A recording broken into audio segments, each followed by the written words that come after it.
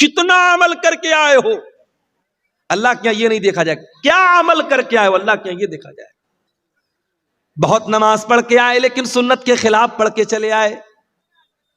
ابھی آپ بنگلہ دیش کا ایک ویڈیو شاید آپ نے دیکھا ہوگا، ایک مولوی صاحب مائک پر بیٹھے اور اللہ اللہ اللہ کر رہے ہیں، پبلک جھوم رہی ہے، اس کو بھی دین سمجھ کے کیا جا رہا ہے، اس کو بھی شریعت سمجھ کر کے کیا جا رہا ہے۔ یاد رکھو میرے پیارے ساتھیوں، آپ کے عمل کی کوانٹٹی اللہ تعالیٰ کیا نہیں دیکھی جائے گی، آپ کے عمل کی کوالٹی دیکھی جائے گی۔ اسی لیے اللہ تعالیٰ قرآن کے 29ویں پارے میں فرماتا ہے الذی خلق الموت والحیات لیبلوکم ایکم احسن عملا۔ اللہ نے موت کو پیدا کیا، اللہ نے زندگی کو پیدا کیا تاکہ اللہ تمہارا امتحان لے کہ کون بہتر عمل کرتا ہے، کون اچھا عمل کرتا ہے۔ اللہ نے یہ نہیں کہ کون زیادہ عمل کرتا ہے، اللہ نے کہا ہم آزمانا چاہتے کہ کون اچھا عمل کرتا ہے۔ تو یہ پہلی کنڈیشن ہے، اللہ کے یہاں کامیاب ہونا ہے تو پہلی کنڈیشن کیا ہے؟ آپ عمل کرو، کون سا عمل؟ نیک عمل کرو، عمل صالح کرو جس کو شریعت نے عمل صالح کہا ہے۔ اور دوسرا کام کیا کرنا ہے؟ وَلَا يُشْرِكْ بِعِبَادَةِ رَبِّهِ أَحَدًا، اور اپنے رب کی عبادت میں کسی کو شریک نہ کرنا، کبھی شرک مت کرنا۔ علامہ ابن تیمیہ کہتے ہیں اس آیت میں اللہ نے 2 سوالوں کا جواب دیا ہے، عبادت کس کی؟ عبادت صرف اللہ کی، اور عبادت کیسی؟ عبادت رسول کے جیسی۔ اور غور کرو تو پورے اسلام کا خلاصہ، پورے دین کا خلاصہ اور پوری شریعت کا خلاصہ یہی 2 سوالوں کے جواب میں ہے۔ عبادت کس کی؟ عبادت صرف اللہ کی، اور عبادت کیسی؟ عبادت رسول کے جیسی۔ اور ہم جو کلمہ پڑھتے ہیں، اسلام میں داخل ہونے کا جو پاسپورٹ اور ویزا ہے، آپ انڈیا سے عمرہ کرنے جانا چاہتے، پاسپورٹ کا ریڈی ہونا ضروری ہے۔ آپ اگر سعودی عرب میں گھسنا چاہتے ہیں تو سعودی عرب کا عمرہ کا ویزا آپ کے پاس ہونا ضروری ہے، یا وزٹ ویزا ہونا ضروری ہے۔ شریعت میں، اسلام میں آپ آنا چاہتے ہیں، آپ مسلمان ہونا چاہتے ہیں، اسلام کا پاسپورٹ کیا ہے؟ اسلام کا ویزا کیا ہے؟ اشہد ان لا الہ الا اللہ واشہد ان محمدا عبدہ ورسولہ، میں گواہی دیتا ہوں اللہ کے سوا کوئی عبادت کے لائق نہیں، اور میں گواہی دیتا ہوں کہ محمد صلی اللہ علیہ وسلم اللہ کے بندے اور رسول ہیں۔ یہی تو ہے ہمارا پاسپورٹ، یہی تو ہے جنت کا پاسپورٹ، یہی تو ہے اسلام کا پاسپورٹ۔ اور اس میں 2 چیزیں ہیں، میں اللہ کے سوا کوئی معبود نہیں، اس کی گواہی دیتا ہوں۔ یہ پہلے سوال کا جواب، عبادت کس کی؟ عبادت صرف اللہ کی۔ اور دوسری گواہی کیا دیتے ہیں؟ وَأَشْهَدُ أَنَّ مُحَمَّدًا عَبْدُهُ وَرَسُولُهُ، اور میں گواہی دیتا ہوں کہ محمد صلی اللہ علیہ وسلم اللہ کے بندے اور اللہ کے رسول ہیں۔ او براری والو، او سیما پور والو، بڑے افسوس کے ساتھ کہنا پڑتا ہے، آپ نے نبی کا کلمہ تو پڑھا ہے، اشہد ان محمد رسول اللہ کا کلمہ تو ہم اور آپ پڑھتے ہیں، مگر افسوس کی بات ہے زندگی کے بہت سارے معاملات ایسے ہوتے ہیں جہاں ہم نبی کے طریقے کو اپنانے کو تیار نہیں ہیں۔ ابھی ایک بھائی مجھ کو ملے، کلیا چک کے رہنے والے، آپ کے اس علاقے میں اکثر آنا جانا ان کا ہوتا ہے۔ انہوں نے بتایا مولانا ذرا اس پر بھی آپ بولیے گا، آج سیما پور کے اس علاقے میں، اس بستی میں آج بھی لمبا چوڑا جہیز لیا جاتا ہے، تلک لیا جاتا ہے۔ او مسلمان، تو غریب بیٹی کے باپ سے بھی جہیز کی ڈیمانڈ کر رہا ہے، وہ بیچارہ بینک سے لون لے کر کے تجھ کو جہیز دے رہا ہے، تیری ڈیمانڈ پوری کر رہا ہے، اور تو بڑا سینہ چوڑا کر کے کہتا ہے میں تو اہل حدیث ہوں، میں تو قرآن و حدیث پر چلنے والا ہوں، میں تو اہل حدیث علماء کی تقریریں سنتا ہوں۔ ارے تو کیسا مسلمان ہے؟ تو کیسا اہل حدیث ہے؟ تو کیسا قرآن و حدیث پر چلنے والا ہے؟ کیا تو نے قرآن کی آیت نہیں پڑھی؟ لَقَدْ كَانَ لَكُمْ فِي رَسُولِ اللَّهِ أُسْوَةٌ حَسَنَةٌ، اے مسلمانوں تمہارے رسول تمہارے لیے نمونہ ہیں، اور جب نبی نمونہ ہے تو جس طریقے سے نماز کے لیے نبی نمونہ ہے، روزہ میں نبی نمونہ ہے، حج میں نبی نمونہ ہے، زکوٰۃ میں نبی نمونہ ہے، اسی طریقے سے میرے پیارے بھائیو شادی بیاہ میں بھی نبی نمونہ ہے۔ نبی نے تو 9 بیویوں کو اکٹھے رکھا نا، نبی نے تو 4 بیٹیوں کی شادی کی نا۔ مجھے کوئی ایک دلیل لا کے دے دو کہ نبی سے کسی بیٹی کی شادی کے ٹائم نبی سے ڈیمانڈ کی گئی ہو، یا نبی نے اپنی کسی شادی کے ٹائم ڈیمانڈ کی ہو۔ او لوگو، تم نے تو شادی بیاہ کا سارا سسٹم ہی خراب کر ڈالا. تم نے شادی بیاہ کو لڑکیوں کے لیے ایک بہت بڑا ابھیشاپ بنا ڈالا, ایک بہت بڑا کلنک بنا ڈالا. جس کے گھر میں 4 بیٹی ہو جائے وہ بیچارہ تو آدھا تو ایسے ہی بیمار ہو جاتا ہے کہ 4 بیٹیوں کی شادی کرنا ہے. جس گھر میں 4 جوان بیٹیاں ہوں اور باپ بیچارہ مزدور ہو تو باپ بیچارہ روزانہ اسی غم میں جیتا ہے کہ 4 جوان بیٹیوں کی شادی کیسے کروں گا. وہ لوگوں, تم نے تو بیٹیوں کی شادی کو اتنا مشکل کام بنا ڈالا کہ آج اس کام کو پورا کرنے کے لیے لوگ اپنی زمین اور مکان تک بیچ ڈالتے ہیں. اور کبھی آپ نے غور کیا کہ آج کے اس دور میں بھی بھارت سرکار کو یہ نعرہ کیوں لگانا پڑتا ہے کہ بیٹی پڑھاؤ بیٹی بچاؤ؟ بیٹی بچانے کا نعرہ یہ کیوں لگانا پڑتا ہے؟ کیونکہ 2025 کے اس ترقی کے دور میں جب ہمارے بھارت کا جھنڈا چاند کے اوپر بھی لہرا رہا ہے, آج بھی بھارت میں لاکھوں بچیوں کو ماں کے پیٹ میں مار دیا جاتا ہے. الٹرا ساؤنڈ کے ذریعے ان کو جانچ کر کے کہ ماں کے پیٹ میں لڑکی پل رہی ہے, اس کو ماں کے پیٹ میں ہی ختم کر دیا جاتا ہے. اگر آپ اس کے اسباب پر غور کریں, اس کی وجہ پر غور کریں تو بہت بڑی وجہ لڑکیوں کی شادی میں آنے والی پریشانیاں ہیں. نہیں چاہتے لوگ کہ ہم یہ بوال کیوں پالیں, ہمیں نہیں چاہیے لڑکی, لڑکا ہوگا تو لائے گا اور لڑکی ہوگی تو لے کے جائے گی. یہ سوچ ہے آج سماج کی میرے پیارے ساتھی. او لوگوں, شریعت 2 چیزوں کا نام ہے. عبادت کس کی؟ عبادت صرف اللہ کی. اور عبادت کیسی؟ عبادت رسول کے جیسی. اور عبادت رسول کے جیسی جب کرنا ہے تو نکاح اور شادی بیاہ بھی یہ آپ کی زندگی کا ایک بہت اہم حصہ ہے. ہمیں اور آپ کو یہ دیکھنا پڑے گا کہ نبی کے دور میں شادی بیاہ کیسی ہوتی تھی. اور ایک بات بولوں آپ سے, ہمارے نبی نے جو کام کیا ہے وہ کام کرنا بھی عبادت ہے, اور جو ہمارے نبی نے کام نہیں کیا ہے اور کرنے کا تقاضا تھا وہ کام نہ کرنا بھی عبادت ہے. مثال کے طور پہ اللہ کے نبی خانہ کعبہ کا طواف کرتے تھے. خانہ کعبہ کے 4 کونے تھے. ایک کونے کا نام حجر اسود تھا, ایک کونے کا نام رکن یمانی, اور 2 کونے اور تھے جو رکن شامی کہلاتے تھے. اللہ کے پیارے نبی جب خانہ کعبہ کا طواف کرتے تھے تو حجر اسود کا استلام کرتے تھے, اس کو ہاتھ لگاتے تھے, اور اسی طریقے سے رکن یمانی کو ہاتھ لگاتے تھے. 4 کونوں میں سے صرف 2 کونوں کو اللہ کے نبی ہاتھ لگاتے تھے, اور حجر اسود کو اگر موقع ملتا تھا تو چوم لیتے تھے. موقع ملے تو چوم لینا چاہیے. جو لوگ حج کرنے جاتے ہیں, عمرہ کرنے جاتے ہیں, وہ دیکھتے ہوں گے کہ خاص طور سے جو افریقہ والے, سوڈان والے موٹے موٹے ہوتے ہیں نا, یہ کسی اور کو آگے آنے ہی نہیں دیتے. اب انڈیا اور پاکستان کے دبلے پتلے لوگ تو پہلے ان موٹے لوگوں کو دیکھ کے کنارے سے بھائی ہٹ جاؤ ہٹ جاؤ. وہ سب تو ایسا دائیں بائیں کہنی لگا کہ آپ کو ایسا ماریں گے کہ آپ بے ہوش ہو جائیں گے. تو وہاں پر بھی دھکی دھکا ہو رہی ہے. یاد رکھو میرے پیارے ساتھیوں, حجر اسود کو چومنا یہ سنت ہے, ضروری نہیں ہے. اگر کوئی حج کر لے, عمرہ کر لے, اگر ایک بار بھی اس کو حجر اسود کو چومنے کے یا چھونے کا موقع نہ ملے, اس کے حج اور عمرہ کے ثواب میں کوئی کمی آنے والی نہیں. ایک صاحب عمرہ کر کے آئے اپنی اہلیہ کے ساتھ, تو کہنے لگے کہ مولانا میری بیوی کو بڑی شکایت ہے. میں نے کہا کیا شکایت ہے؟ بولے وہ کہنے لگی کہ وہ خانہ کعبہ پہ ہم دونوں کا سپنا تھا میاں بیوی کا کہ اپنا ہاتھ رکھ کے ہم سیلفی لیتے. اللہ, اب خانہ کعبہ کے پاس بھی یہ نوٹنکی ہو رہی ہے.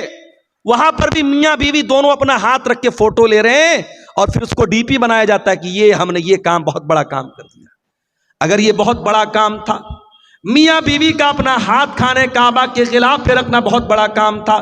میرے نبی نے بھی تو حج کیا تھا, میرے نبی نے بھی تو عمرہ کیا تھا, آپ نے کیوں نہیں اپنی بیویوں کے ساتھ خانہ کعبہ کے خلاف پر ہاتھ رکھا؟ آج افسوس کی بات ہے کہ اس طریقے کی نوٹنکی کے لیے اور اس طریقے کی چونچلے بازی کے لیے لوگ دھکے کھاتے ہیں. عورتوں کی بے حرمتی ہوتی ہے, مردوں سے دھکے کھا کر کے عورتیں وہاں تک جاتی ہیں. کوئی ضرورت نہیں ہے میرے پیارے ساتھیوں. نبی نے جو کام کیا ہے وہ کرنا سنت ہے, اور نبی نے جو کام نہیں کیا ہے وہ نہ کرنا سنت ہے. نبی نے شادی کی ہے, شادی کرنا بھی سنت ہے. اگر آپ شادی کرنے کے قابل ہیں اور شادی نہیں کر رہے ہیں تو یہ بھی غلط بات ہے. ہوگا کسی اور مذہب میں یہ سسٹم, شادی مت کرو, دنیا چھوڑ دو, زندگی بھر ننگے رہو، اسلام میں ایسا کوئی کانسیپٹ نہیں ہے۔ اللہ کے نبی کے ایک صحابی تھے، ان کا نام تھا عثمان بن مظعون رضی اللہ تعالیٰ عنہ۔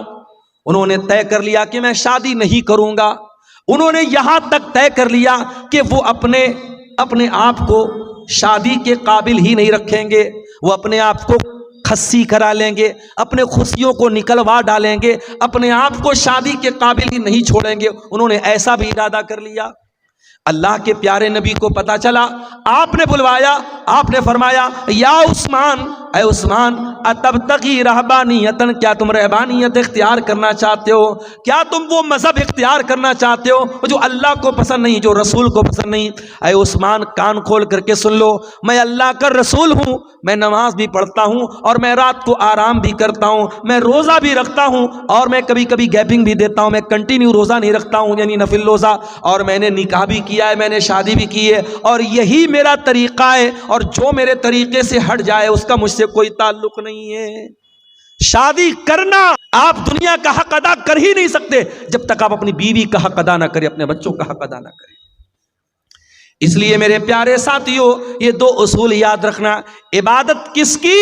عبادت صرف اللہ کی، اور عبادت کیسی؟ عبادت رسول کے جیسی۔ اور آج جو پوری دنیا میں ہم جوتے کھا رہے ہیں، ذلیل ہو رہے ہیں، خار ہو رہے ہیں، معاف کرنا، ہم انہی دونوں اصولوں سے ہٹے ہیں۔ یا تو عبادت میں اللہ کے علاوہ کسی کو شریک کیا ہے، یا اطاعت میں رسول کے ساتھ کسی کو شریک کیا ہے۔ آج آپ دیکھ لیں، مسلمان ہندوستان میں پہچانا جاتا ہے اجمیر شریف سے۔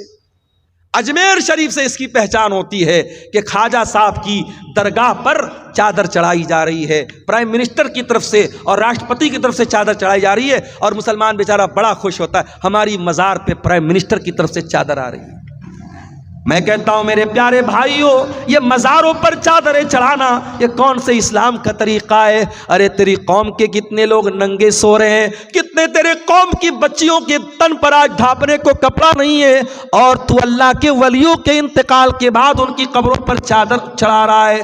اور آپ جا کے پتہ لگا لیجئے گا، درگاہوں پہ چڑھنے والی یہ چادریں یہ روٹیٹ ہوتی رہتی ہیں، جو چادر آپ چڑھاتے ہیں وہی چادر مارکیٹ میں بکتی ہے اور دوبارہ پھر چڑھائی جاتی ہے، روٹیشن چلتا رہتا ہے، یہ ایک دھندا بن چکا ہے۔ اسلام میں نہ تو کوئی پکی قبر کی اجازت ہے اور نہ کسی قبر کے اوپر چادر چڑھانے کی اجازت ہے۔ اسلام قبر پرستی کا مذہب نہیں ہے۔ ہمارے پیارے نبی نے اپنے انتقال کے پہلے اپنی امت کو خبردار کیا تھا، لعن اللہ الیہود والنصارى اتخذوا قبور انبیائہم مساجد۔ اللہ کی لعنت ہو یہودیوں کے اوپر اور عیسائیوں کے اوپر، انہوں نے اپنے نبیوں کی قبروں کو سجدہ کرنے کی جگہ بنا لیا۔ قبروں کو سجدہ گاہ بنا لینا یہ لعنتی لوگوں کا طریقہ ہے، یہ یہود و نصارہ کا طریقہ ہے۔ میرے پیارے ساتھی، آج مسلمان قبر پرستی سے پہچانا جاتا ہے۔ آج مسلمانوں کے بچوں کے ہاتھ میں اور گلے میں تعویذ، یہ پہچان ہے کہ وہ مسلمان کا بیٹا ہے۔ ارے تیرے نبی نے تو کبھی تعویذ نہیں پہنا، تیرے نبی نے حسن و حسین کو دعائیں پڑھ کے دم کیا، کبھی حسن و حسین کے گلے میں تعویذ نہ ڈالا، کبھی صحابہ نے اپنے بچوں کے گلے میں تعویذ نہ ڈالا۔ تجھے شارٹ کٹ چاہیے، تو نے اسلام کا شارٹ کٹ بنا ڈالا، تو نے نظر بد سے بچنے کے لیے اور جادو سے بچنے کے لیے اپنے بچوں کے گلے میں تعویذ ڈال دیا، اور تو نے قرآن، لوگ کہتے ہیں مولانا صاحب تعویذ کے اندر قرآن لکھا رہتا ہے، کبھی جات کے دیکھ لینا، یہ تعویذ کو میں نے کھول کے دیکھا ہے، کوئی قرآن نہیں لکھا رہتا ہے۔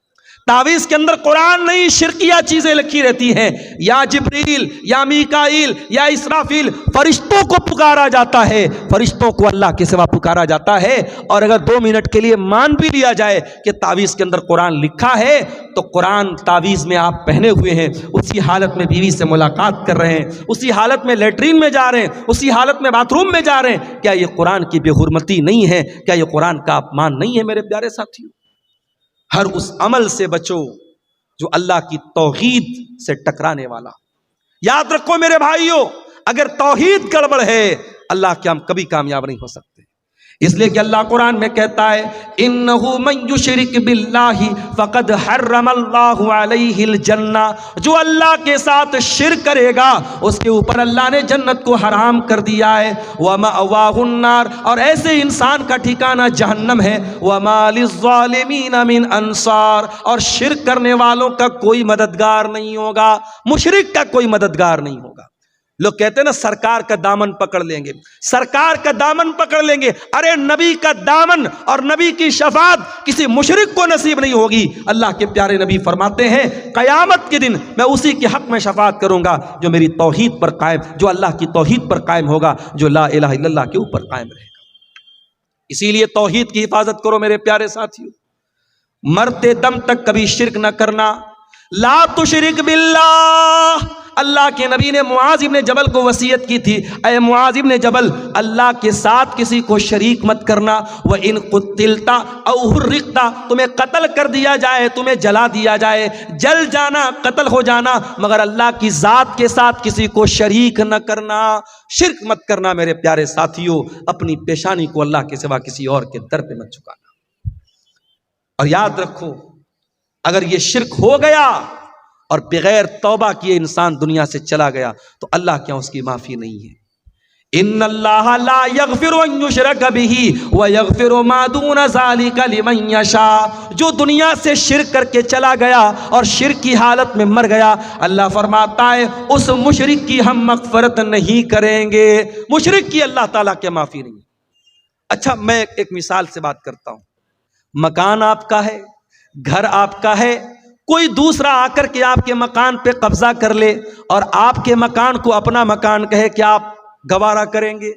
آپ کی بیوی نکاح آپ کر کے لائے اور آپ کے بجائے کسی اور کو شوہر مانے، کیا آپ گوارا کریں گے؟ نہیں نہیں، میری بیوی ہے، میرے علاوہ کسی اور کو نظر بھر کے دیکھے ہم تو یہ بھی گوارا نہیں کریں گے۔ جب ہماری غیرت یہ تقاضا کرتی ہے کہ جو چیز ہماری ہے اس پر کسی اور کا حق نہ ہو، اللہ تو ہم سے زیادہ غیرت والا ہے، اللہ تو سب سے زیادہ غیرت والا ہے، اللہ کی غیرت کو گوارا نہیں ہے کہ عبادت میں اللہ کے ساتھ کسی کو شریک کیا جائے۔ تو عبادت کس کی؟ عبادت صرف اللہ کی۔ اب آؤ ذرا دوسرے سوال پر ہم غور کریں، عبادت کیسی؟ عبادت رسول کے جیسی۔ آج ایک نماز آپ پڑھتے ہیں، کسی مسجد میں چلے جاؤ کوئی سینے پر ہاتھ باندھ رہا ہے، دوسری مسجد میں چلے جاؤ ناف کے نیچے ہاتھ باندھ رہا ہے، تیسری مسجد میں چلے جاؤ ہاتھ چھوڑ کے نماز پڑھ رہا ہے۔ ایک نماز اسلام کی عبادت ہے، 36 طریقے سے نماز پڑھی جا رہی ہے، ہر مسجد میں ایک نیا طریقہ ہے۔ ایک مسجد میں گئے السلام علیکم ورحمۃ اللہ، السلام علیکم ورحمۃ اللہ کہنے کے بعد امام صاحب اور مقتدی لوگ زور سے کہتے اللہ اکبر، استغفر اللہ استغفر اللہ استغفر اللہ۔ دوسری مسجد میں گئے، امام نے سلام پھیرا، جلدی سے ہاتھ اٹھایا، امام دعا کرنے لگا، پیچھے مقتدیوں نے بھی ہاتھ اٹھایا اور امام کی دعا پر آمین کہا۔ نماز کے طریقے میں اتنا متبھید کیوں ہے؟ نماز کے طریقے میں اتنا فرق کیوں ہے؟ کیوں اپنے اپنے مسلک کی طریقے کی نمازیں بنا کے آپ نے رکھی ہیں؟ آؤ میرے پیارے ساتھیو، آج اس اسٹیج سے، مدرسہ اصلاحیہ کے اس اسٹیج سے آپ کو اتحاد کی دعوت دیتا ہوں، آپ کو ایکتا کی دعوت دیتا ہوں۔ آؤ نماز کا وہ طریقہ چلے گا جو جناب محمد رسول اللہ صلی اللہ علیہ وسلم نے بیان کیا، اور آپ نے فرمایا صلو کما رأیتمونی اصلی، اے میری امت کے لوگوں اس طریقے پر نماز پڑھتے رہو جس طریقے پر تم نے نماز مجھ کو پڑھتے ہوئے دیکھا ہے۔ اور نبی کا یہ کہنا کہ میرے طریقے پر نماز پڑھتے رہو، نبی کا یہ کہنا اس بات کی دلیل ہے کہ قیامت تک وہ طریقہ محفوظ رہے گا۔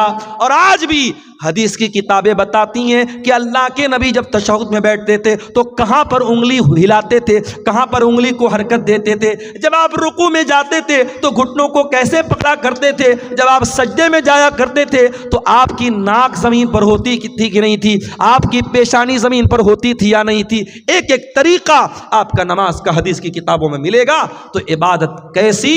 عبادت رسول کے جیسی۔ یہ اتنا نازک معاملہ ہے کہ آپ اس میں کوئی پھیر بدل نہیں کر سکتے۔ چلیے ایک مثال آپ کو دیتا ہوں، بہت پیاری مثال ہے، اس کو ذرا غور سے سنیے گا۔ حدیث کہاں پر ہے؟ بخاری میں بھی ہے، مسلم میں بھی ہے۔ راوی کون ہے؟ براء ابن عازب کہتے اللہ کے پیارے نبی نے مجھ سے فرمایا اذا اتیت مضجعک، اے برا جب تم بستر پہ سونے جاؤ تو پہلے تم وضو کر لیا کرو۔ ہمارے پاس کچھ عورتوں کا فون آیا، مولانا صاحب بڑے ڈراؤنے سپنے آتے ہیں، مولانا صاحب رات میں ڈراؤنے سپنے آتے ہیں، جنات پریشان کرتا ہے، جادو سے پریشان ہے۔ چلو ایک طریقہ تم کو بتا رہا ہوں، کبھی جنات پریشان نہیں کریں گے۔ جب بھی رات میں بستر پہ سویا کرو تو وضو کر کے سویا کرو، وضو کر کے سونا یہ نبی کی سنت ہے۔ نبی اکرم نے فرمایا کہ اے برا جب تم بستر پہ سونے جاؤ تو وضو کر لو۔ کون سا وضو؟ جو نماز کے لیے کرتے ہو، جو جنرل وضو ہے، جو عام طریقہ ہے وضو کرنے کا۔ اور اس کے بعد اپنے داہنی کروٹ لیٹ جاؤ، اور اے برا ابن عازب اب میں جو دعا سکھا رہا ہوں اس دعا کو تم پڑھ کر کے سو جاؤ۔ کون سی دعا ہے؟ اللہم اسلمت نفسی الیک وفوضت امری الیک والجات ظہری الیک رغبتا ورہبتا الیک لا ملجا ولا منجا منک الا الیک آمنت بکتابک الذی انزلت وبنبیک الذی ارسلت۔ نبی نے یہ دعا سکھائی۔ دعا کا مطلب کیا ہوا؟ یہی تو بڑے افسوس کی بات ہے، ہم دعائیں پڑھتے ہیں، دعاؤں کا مطلب بھی جاننے کی کوشش نہیں کرتے۔ کتنی پیاری دعا ہے، اللہم اسلمت نفسی الیک، اے اللہ میں بستر پہ سونے جا رہا ہوں، نہیں معلوم صبح زندہ اٹھوں گا کہ نہیں اٹھوں گا، اے اللہ میں اپنے آپ کو تیرے حوالے کر کے جا رہا ہوں۔ وفوضت امری الیک، اور اے اللہ میری تجوری میں کتنا پیسہ ہے، میرے بچوں کا کیا بنے گا، میری بیوی کا کیا بنے گا، میرے جو بھی معاملات ہیں اے اللہ میں تیرے حوالے کر کے جا رہا ہوں۔ رغبتا و رہبتا الیک، اے اللہ میں تجھ سے ڈرتا بھی ہوں اور تیری رحمت کی امید بھی رکھتا ہوں، تیرے عذاب کا ڈر بھی میرے سینے میں ہے اور تیری رحمت کی امید بھی میرے دل میں ہے۔ اور اے اللہ آمنتو لا ملجا ولا منجا منک الا الیک، اے اللہ تو جس کو پناہ دے دے، تو جس کو پناہ نہ دے اس کو کوئی پناہ دینے والا نہیں، تو جس کو نجات نہ دے اس کو کوئی نجات دینے والا نہیں۔ آمنتو بکتابک الذی انزلت، اے اللہ میں تیری کتاب پر ایمان لاتا ہوں جو کتاب تو نے اتاری ہے، وبنبیک الذی ارسلت، اور میں تیرے نبی پر ایمان لاتا ہوں جس نبی کو تو نے رسول بنا کے بھیجا ہے۔ یہ ہے دعا کا ترجمہ، دعا کا انواد جو تھوڑا سا میں نے آپ کے سامنے کیا ہے۔ اب ذرا غور سے سنیے گا، نبی نے دعا سکھائی، کہا کہ اے برا داہنی کروٹ لیٹ جانا وضو کر کے اور یہ دعا پڑھ لینا، اس کے بعد کچھ مت کہنا، سو جانا۔ اگر اسی حالت میں تم مر گئے مت علی الفطرہ تو تم فطرت پر مرو گے، جنت میں جاؤ گے تم۔ اگر یہ دعا پڑھ کے مر گئے تو جنت میں جاؤ گے، جنتی تمہاری جنت پکی ہو جائے گی اگر اس دعا کو پڑھ کے اسی عقیدے پر تم دنیا سے چلے۔ صحابہ کے زمانے میں موبائل تو نہیں تھا، ساؤنڈ ریکارڈر تو نہیں تھا جلدی سے ریکارڈ کر لیا جائے، صحابہ تو سن کے یاد کرتے تھے۔ آج ہمارے پاس کتنی سہولت ہے میرے بھائی، آج آپ نے یہ دعا سنی ہے، میں نے جلدی جلدی دعا سنائی ہے، اگر آپ اس دعا کو بعد میں یاد کرنا چاہیں تو یوٹیوب پر آ جائے گی، آپ دھیرے دھیرے سن کے کسی کاپی پہ نوٹ کر کے بھی یاد کر سکتے ہیں۔ صحابہ تو ایسا نہیں کر سکتے تھے۔ حضرت برا کہتے ہیں میں جلدی جلدی اس دعا کو دہرانے لگا، میں ریپیٹ کرنے لگا اس کو یاد کرنے کے لیے۔ جب میں دہرانے لگا تو پوری دعا تو میں نے صحیح پڑھی، بس ایک جگہ تھوڑی سی غلطی مجھ سے ہو گئی۔ نبی نے کیا دعا سکھائی تھی؟ آمنت بکتابک الذی انزلت وبنبیک الذی ارسلت، میں اللہ کی کتاب پر ایمان لاتا ہوں اور اللہ کے نبی پر ایمان لاتا ہوں۔ میرے منہ سے نبی کی جگہ رسول کا لفظ نکل گیا، وبنبیک الذی کی جگہ وبرسولک الذی کا لفظ نکل گیا، ایک لفظ کی مسٹیک ہو گئی۔ اور علماء جانتے کہ نبی اور رسول میں بڑا باریک سا فرق ہے، کوئی بہت خاص فرق نہیں ہے، تھوڑا سا ڈیفرنس ہو گیا، صحابی کے منہ سے نبی کی جگہ رسول کا لفظ نکل گیا۔ نبی نے اتنا بھی گوارا نہیں کیا، نبی نے کہا اے برا ریپیٹ کر، دوبارہ پڑھ، تو نے صحیح نہیں پڑھی ہے، تجھے وہی پڑھنا پڑے گا جو میں نے سکھایا ہے۔ عبادت کس کی؟ صرف اللہ کی، اور عبادت کیسی؟ عبادت رسول کے جیسی۔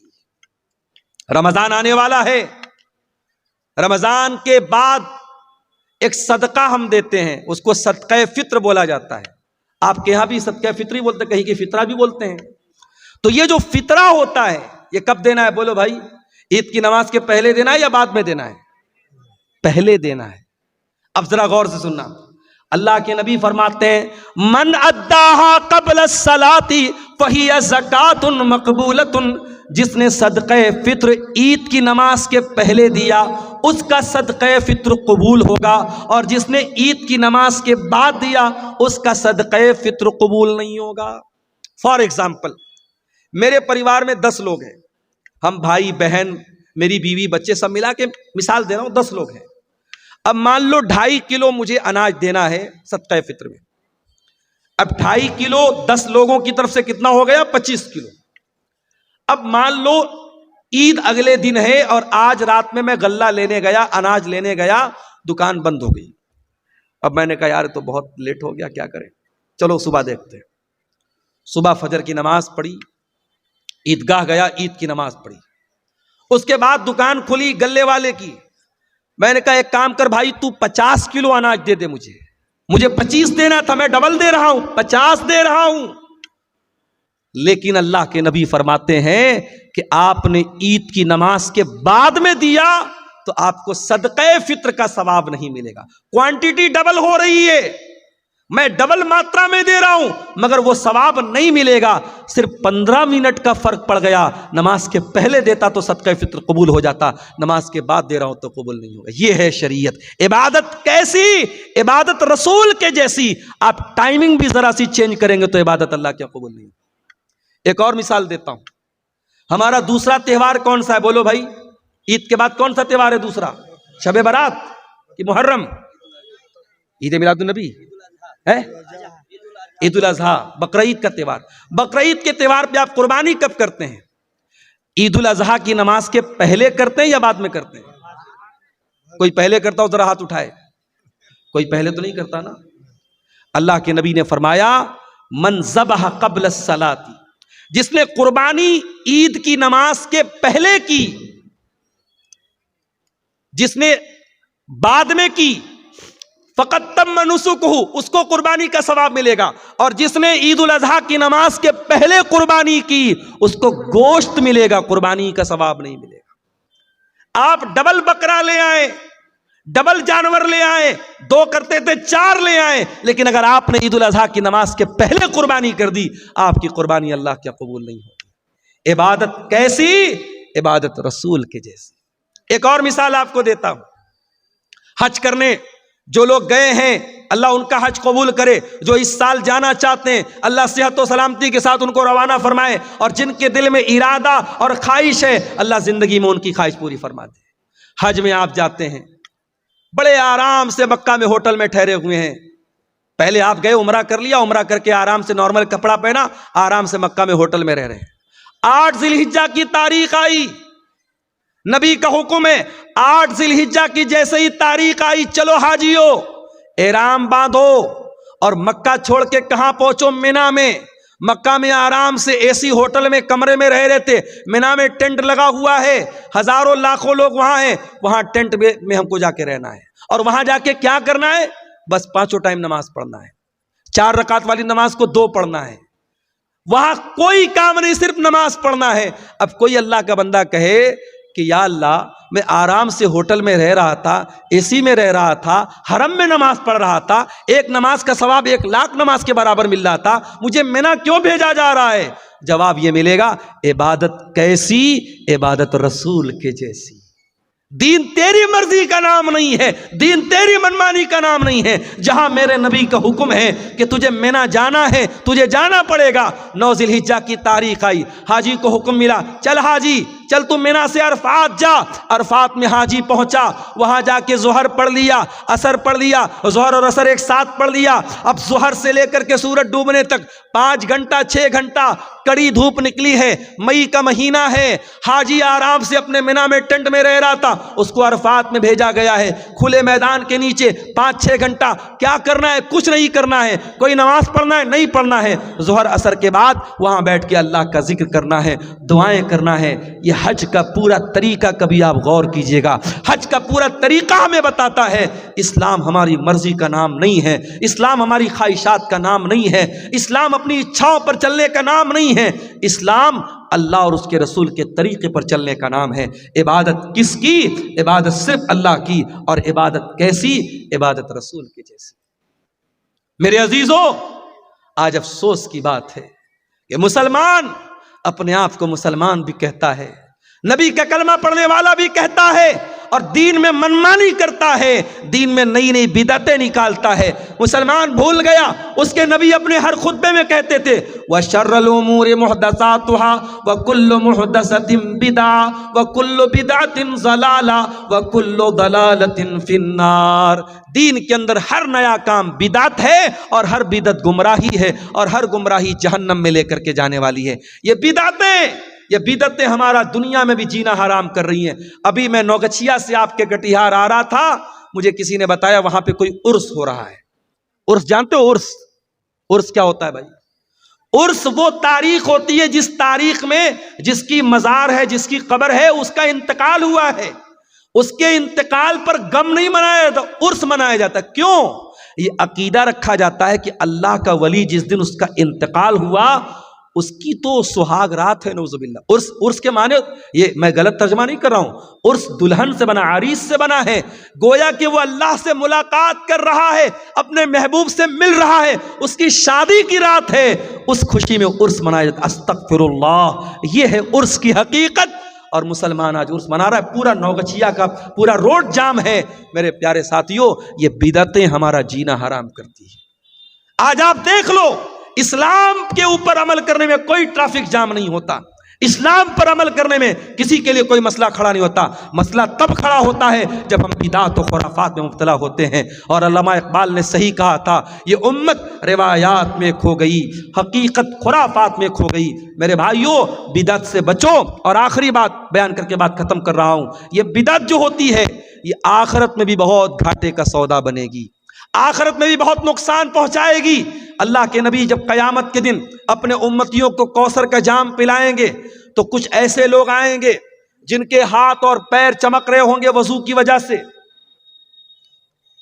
वजू की वजह से उनके हाथ पैर चमक रहे होंगे। अल्लाह के नबी उनको कौसर का जाम पिलाना चाहेंगे। फरिश्ते कहेंगे अल्लाह के नबी आप इनको नहीं पिला सकते। अल्लाह के नबी कहेंगे ये तो मेरी उम्मत के लोग हैं, ये तो मेरे मानने वाले लोग हैं, मेरा कलमा पढ़ने वाले लोग हैं। आप फरमाएंगे क्यों इनको मुझे तुम कौसर का पानी नहीं पिलाने दे रहे हो? फरिश्तों क्या बात है? फरिश्ते क्या जवाब देंगे?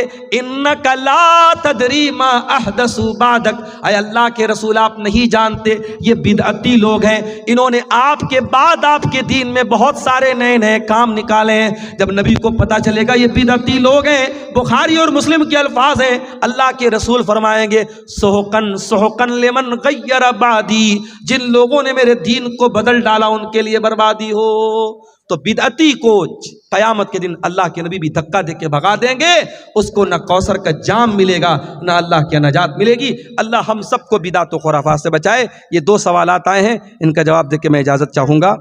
सोने की सही तरीका क्या है, यानी किस तरफ सर करके सोना चाहिए? अगर पश्चिम की तरफ पैर करके सोए तो क्या हो? कोई हरज की बात नहीं है। पश्चिम की तरफ पैर करके सोने में कोई हरज की बात नहीं, कोई ऐसी दलील नहीं है कि पश्चिम की तरफ पैर करने से ये किबला की तौहीन होती है। पश्चिम की तरफ सिर्फ आपको पेशाब करने से मना किया गया है, पश्चिम की तरफ आपको पाखाना करने से मना किया गया है। पश्चिम की तरफ आप जब पेशाब पाखाना करें तो ना तो अपना चेहरा करें ना पीठ करें। इसी तरीके से पश्चिम की तरफ थूकने से मना किया गया है, लेकिन पश्चिम की तरफ पैर करके सोने में कोई हरज की बात नहीं है। बल्कि अगर कोई मजबूर आदमी है जो बैठ करके नमाज नहीं पढ़ सकता है, जब वो लेट करके नमाज पढ़ेगा तो उसका पैर किधर होगा? पश्चिम की तरफ ही होगा। लिहाजा अच्छा, सोने का सही तरीका क्या है? बहुत आसान है।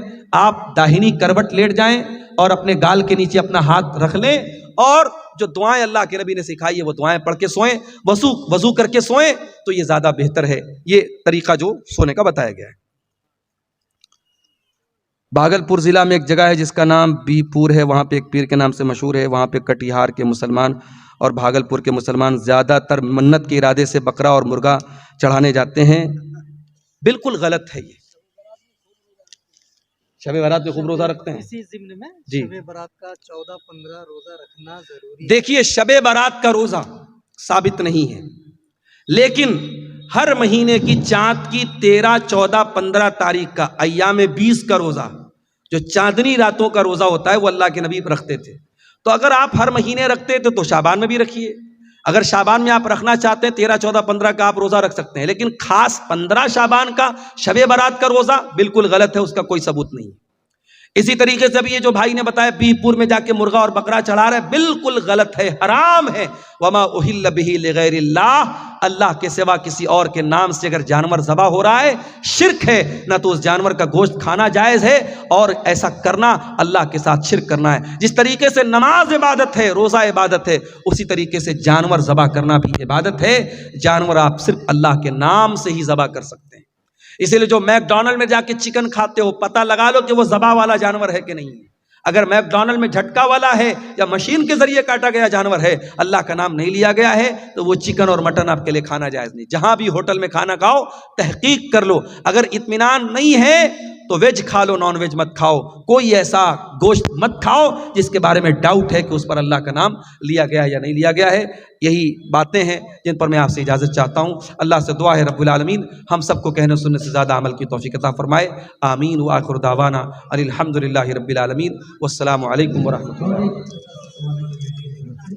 کبیراج کی علاج کرانا کیسا ہے؟ ہماری برادری کی عورتوں کا بہت زیادہ بھروسہ رہتا ہے۔ کون ہے کبیراج؟ دیکھیے اگر کوئی حکیم ہے، کوئی وید ہے جو دواؤں سے علاج کر رہا ہے تو اس سے تو آپ علاج کرا سکتے ہیں، چاہے وہ مسلمان ہو یا غیر مسلم ہو۔ لیکن یہ کبیراج کوئی صاحب ہیں، اب اگر وہ ٹوٹکے سے علاج کر رہے ہیں، کچھ منتر ونتر پڑھ رہے ہیں، تو ایسے انسان کے پاس جو منتر وغیرہ کے ذریعے یا یہ کہہ لیجئے جادو کے ذریعے یا یہ کہہ لیجئے اپنی روحانی طاقت کے ذریعے علاج کر رہا ہے، اس کے پاس جا کے علاج کرانا حرام ہے۔ ایسے بہت سارے اوجھا اور بابا ہوتے ہیں، وہ مریض کو ایسے ہاتھ لگا دیتے ہیں، مریض ٹھیک ہو جاتا ہے۔ یہ سب شیطانی طاقتیں ہیں، کبھی خبردار ان کے پاس نہیں جانا۔ آپ تکلیف برداشت کر لو لیکن شرک کے اڈوں پر مت جاؤ میرے پیارے ساتھی، بالکل یہ غلط ہے۔ اور مسلمان عورتیں اگر وہاں جا رہی ہیں غلط